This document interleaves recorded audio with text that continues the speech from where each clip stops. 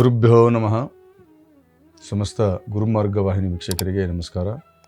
ವೀಕ್ಷಕರೇ, ವಿಶೇಷವಾಗಿ ಇವತ್ತಿನ ದಿನ ದಾಂಪತ್ಯದಲ್ಲಿ ಕಲಹಗಳು ಯಾಕಾಗ್ತವೆ, ದಾಂಪತ್ಯ ಜೀವನ ಅನ್ನುವಂಥದ್ದು ಹೇಗೆ, ಮತ್ತು ಅದು ಒಂದು ತಪಸ್ಸ ಅಥವಾ ಅದು ಕೇವಲ ಆಟಿಕೆಯೇನ ಅನ್ನೋದ್ರ ಬಗ್ಗೆ ಈ ಸಂಸಾರ ಮಾರ್ಗದಲ್ಲಿರ್ತಕ್ಕಂಥ ವ್ಯಕ್ತಿಗಳು ಭಾಳಷ್ಟು ವಿಮರ್ಶೆ ಮಾಡೋದು ಅಥವಾ ಅದು ನಾಟಕೀಯವಾಗಿ ನೋಡುವಂಥದ್ದು ಇದೆಲ್ಲ ತುಂಬ ಇದೆ.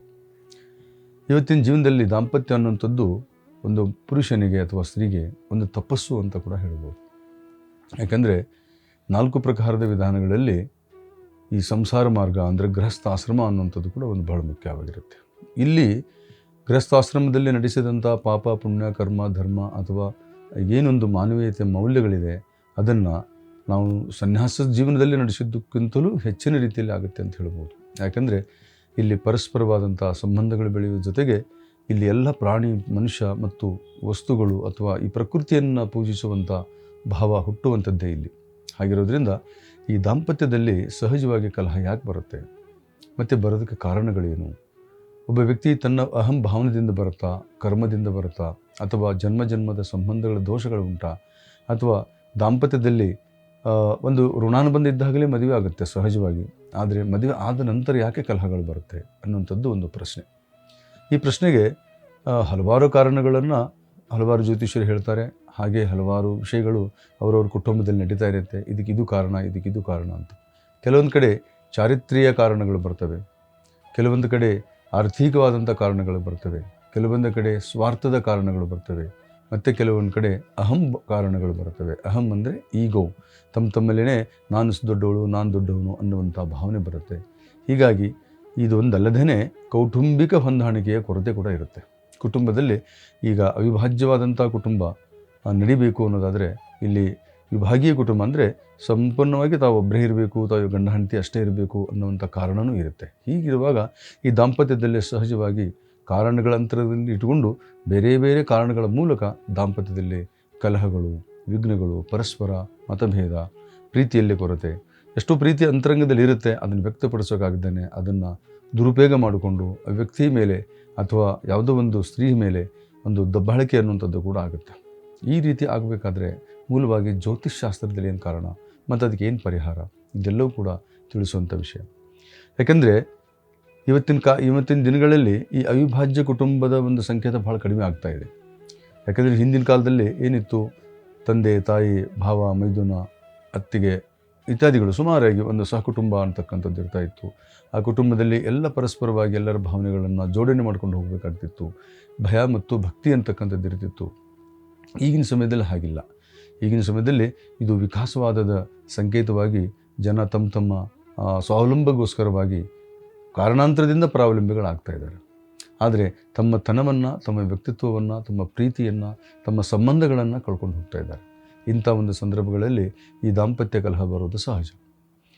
ಅದರ ಜೊತೆಗೆ ಇಲ್ಲಿ ಚಾರಿತ್ರಿಕ ಕಲಹ ಅಂತ ಹೇಳಿದ್ವಿ ನಾವು. ಆ ಚಾರಿತ್ರಿಕ ಕಲಹ ಅಂದರೆ ಪರಸ್ಪರ ಮತಭೇದ ಅರ್ಥಾತ್ ಒಬ್ಬರ ಮೇಲೆ ಒಬ್ಬರಿಗೆ ಅನುಮಾನಗಳ ಕಾರಣ ಕೂಡ ಆಗುತ್ತೆ. ಇದಕ್ಕೆ ದಾಂಪತ್ಯದಲ್ಲಿ ಕಲಹ ಬರೋಕ್ಕೆ ಒಂದು ಕಾರಣ. ಆ ಒಂದು ಚಾರಿತ್ರಿಕ ಹರಣ ಅನ್ನುವಂಥದ್ದು ಬಂದಾಗ ಅಥವಾ ಚಾರಿತ್ರಿಕ ಕಾರಣ ಅಂತ ಬಂದಾಗ ಪರಿಶೀಲನೆ ಮಾಡದೇ, ಶೋಧನೆ ಮಾಡದೇ ಆ ಕಲಹ ಮಾಡ್ಕೊತ ಹೋಗತಕ್ಕಂಥ ಪ್ರಕ್ರಿಯೆಗಳು ಭಾಳಷ್ಟು ಕುಟುಂಬದಲ್ಲಿ ನಡೀತಾ ಉಂಟು. ಇಂಥ ಒಂದು ಸಂದರ್ಭ ಬಂದಾಗ ಇದು ಬೇಗ ತನ್ನಿಷ್ಟಕ್ಕೆ ತಾನೇ ಆಗುತ್ತೆ, ಯಾರು ಹೇಳಿದಂಗೆ ಆಗುತ್ತೆ ಅಂತ ಅಲ್ಲ. ಇಲ್ಲಿ ಮುಖ್ಯವಾಗಿರುವಂಥದ್ದು ಜಾತಕದಲ್ಲಿರ್ತಕ್ಕಂಥ ಸಪ್ತಮ ಭಾವ 2 ಮತ್ತು 7ನೇ ಭಾವದಲ್ಲಿರ್ತಕ್ಕಂಥ ಗ್ರಹಗಳ ಹೊಂದಾಣಿಕೆ ಬಹಳ ಮುಖ್ಯವಾಗಿರುತ್ತೆ.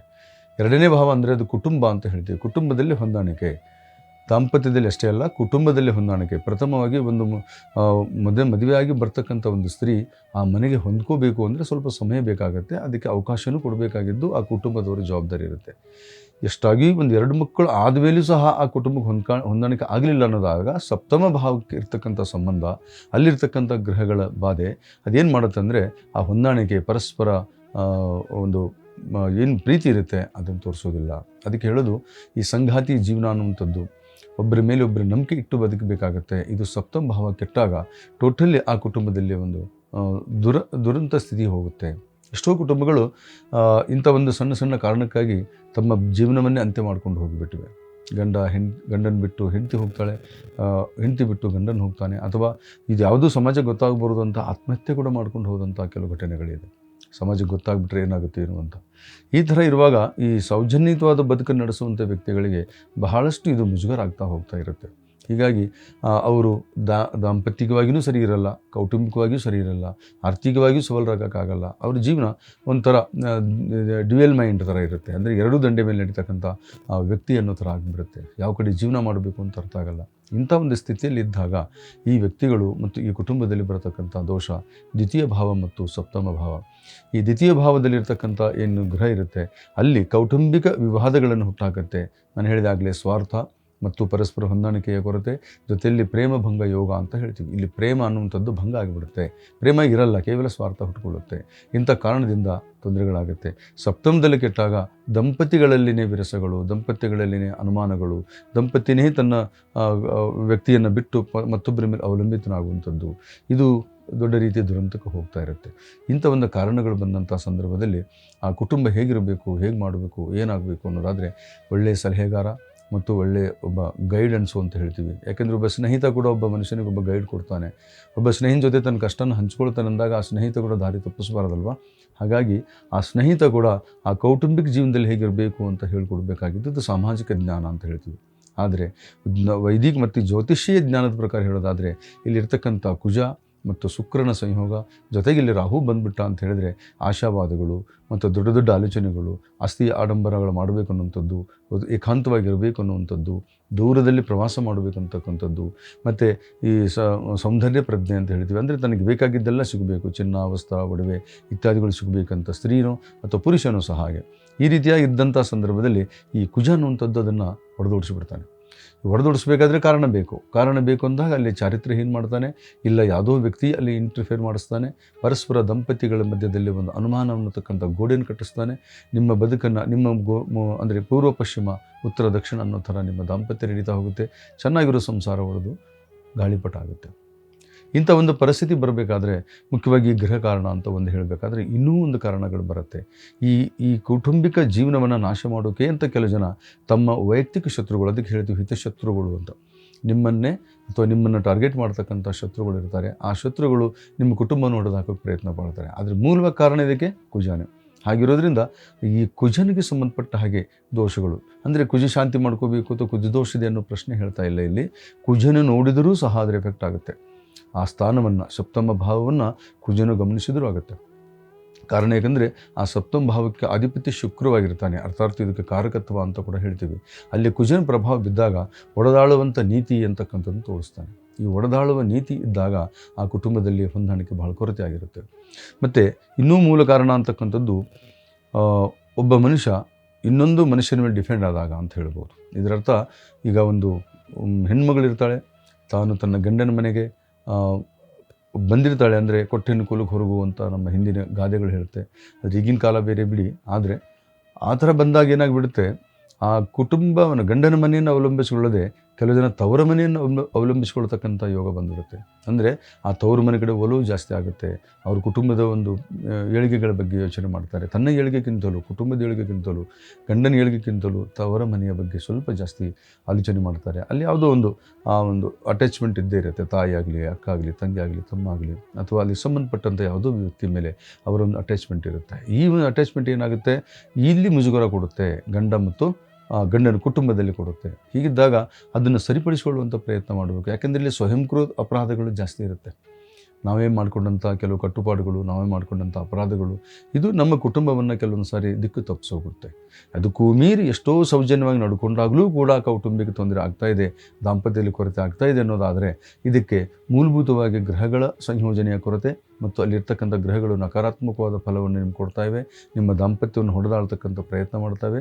ಅದಕ್ಕೂ ಮೀರಿದಂಥದ್ದು ನಕಾರಾತ್ಮಕ ಶಕ್ತಿ ಅಂತ ಹೇಳ್ತೀವಿ. ಅಂದರೆ ನಿಮ್ಮ ಕುಟುಂಬದ ಸುತ್ತಲಿರ್ತಕ್ಕಂಥ ಕೆಲವು ಹಿತಶತ್ರುಗಳ ಕಾಟ, ಅಥವಾ ನಿಮ್ಮ ಸಂಸಾರವನ್ನು ಹೊಡೆದಾಗಬೇಕು ಅಂತಕ್ಕಂಥ ಯೋಚನೆ, ತಂತ್ರ ಮಂತ್ರ ಮಾಟ, ಅಥವಾ ಯಾವುದೋ ರೀತಿಯ ಒಂದು ಚುಚ್ಚು ಮಾತುಗಳು ಅಥವಾ ಚುಚ್ಚುವಿಕೆ ಅಂತ ಹೇಳ್ತೀವಿ ನೋಡಿ, ಆ ರೀತಿ ಇರುವಾಗಲೂ ಕೂಡ ಒಬ್ಬ ಪುರುಷ, ಒಬ್ಬ ಸ್ತ್ರೀ ತನ್ನ ಮನಸ್ಸನ್ನು, ತನ್ನ ಪಥವನ್ನು, ತನ್ನ ಆಲೋಚನೆಗಳನ್ನು ಬದಲಾಯಿಸಿ ತನ್ನ ಕುಟುಂಬವನ್ನು ತಾನೇ ಅಧೋಗತಿಗೆ ತಗೊಂಡು ಹೋಗ್ತಾಳೆ.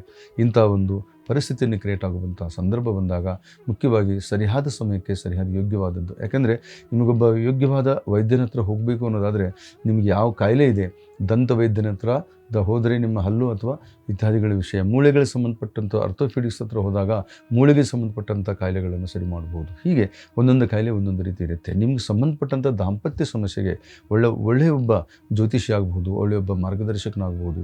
ಅವ್ರ ಹತ್ರ ನೀವು ಸಂಯೋಜನೆ ಅಂದರೆ ಸಮಾಲೋಚನೆ ಮಾಡ್ಕೊಳ್ಳೋದ್ರ ಜೊತೆಗೆ ನಿಮ್ಮ ಭಾವನೆಗಳ ಜೊತೆಗೆ ಅವರ ಒಂದು ಅನುಭವ ಕೂಡ ನಿಮ್ಮ ಜೀವನದಲ್ಲಿ ಬರುತ್ತೆ. ನಿಮಗೆ ಬುದ್ಧಿ ಹೇಳ್ತಾರೋ ಅಥವಾ ಗೃಹ ಪರಿವರ್ತನೆ ಮಾಡ್ತಾರೋ ಅಥವಾ ನಿಮ್ಮ ಜೀವನದಲ್ಲಿ ಒಂದು ಒಳ್ಳೆಯ ಮಾರ್ಗದರ್ಶನ ಕೊಡ್ತಾರೋ, ಇದನ್ನು ನೀವು ಸಮಾನವಾಗಿ ಅರ್ಥ ಮಾಡ್ಕೋಬೇಕು. ಎಲ್ಲದಕ್ಕೂ ಮೀರಿ ದೋಷಗಳು ಬಂದಾಗ ಅಥವಾ ನಿಮ್ಮ ಸಂಬಂಧಗಳನ್ನು ಕೆಟ್ಟೋಗ್ತಾ ಇದೆ ಅಂತಂದಾಗ ಅದಕ್ಕೆ ಸರಿಯಾದ ರೀತಿಯ ಒಂದು ಪರಿವರ್ತನೆಯ ಅನ್ನುವಂಥದ್ದು ಕೂಡ ಇರುತ್ತೆ, ಪರಿಹಾರ ಅನ್ನುವಂಥದ್ದು ಕೂಡ ಇರುತ್ತೆ. ಈ ಥರವಾಗಿರುವಂಥ ಕುಟುಂಬದಲ್ಲಿ ಮುಖ್ಯವಾಗಿ ಒಂದು ಸಾಮಾನ್ಯವಾದಂಥ ಒಂದು ಪ್ರಯತ್ನ ಕೂಡ ತಾವು ಮಾಡಬಹುದು.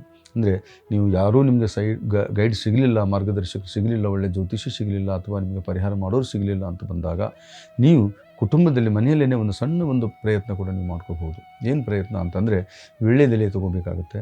ಆ ವೀಳ್ಯದೆಲೆಯಲ್ಲಿ ನಿಮ್ಮ ಪತಿ ಅಥವಾ ಪತ್ನಿ ಅಂದರೆ ಯಾರು ನಿಮ್ಮನ್ನು ದೂರ್ತಾ ಇದ್ದಾರೆ, ನಿಮ್ಮ ದಾಂಪತ್ಯದಲ್ಲಿ ಕಲಹ ಮಾಡ್ತಾ ಇದ್ದಾರೋ ಅವರ ಹೆಸರನ್ನು ಬರೆದು ಆ ಹೆಸರಿನ ಜೊತೆಯಲ್ಲಿ ನಿಮ್ಮ ಸಂಕಲ್ಪ ಅಂದರೆ ಅವರು ನಮ್ಮ ಜೊತೆ ಚೆನ್ನಾಗಿರಬೇಕು ಅನ್ನೋ ಒಂದು ಭಾವನೆಯನ್ನು, ಯಾವ ವಿಷಯದಲ್ಲಿ ನಿಮಗೆ ಅವರು ತೊಂದರೆ ಕೊಡ್ತಾ ಇದ್ದಾರೆ ಅನ್ನೋವಂಥದ್ದು ಬಂದಾಗ ಆ ವಿಷಯವನ್ನಲ್ಲಿ ಪ್ರಸ್ತಾವನೆ ಮಾಡಿ ಅದನ್ನು ಸರಿಯಾದ ರೀತಿಯಲ್ಲಿ ಅಂದರೆ ಗೋಪಿಚಂದನ ಅಂಥೇಳಿ ಒಂದು ಕುಂಕುಮ ಬರುತ್ತೆ. ಆ ಗೋಪಿಚಂದನ ಅನ್ನುವಂಥ ಕುಂಕುಮದಲ್ಲಿ ಆ ಎಲೆಯ ಮೇಲೆ ಹೆಸರು ಮತ್ತು ಅದರ ಜೊತೆಯಲ್ಲಿ ನಿಮ್ಮ ಸಂಕಲ್ಪ ಏನಾಗಬೇಕು ನಿಮಗೂ ಅಂತ ಅದನ್ನು ಬರೆದುಬಿಟ್ಟು ಆಂಜನೇಯನ ದೇವಸ್ಥಾನಕ್ಕೆ ಹೋಗಬೇಕು.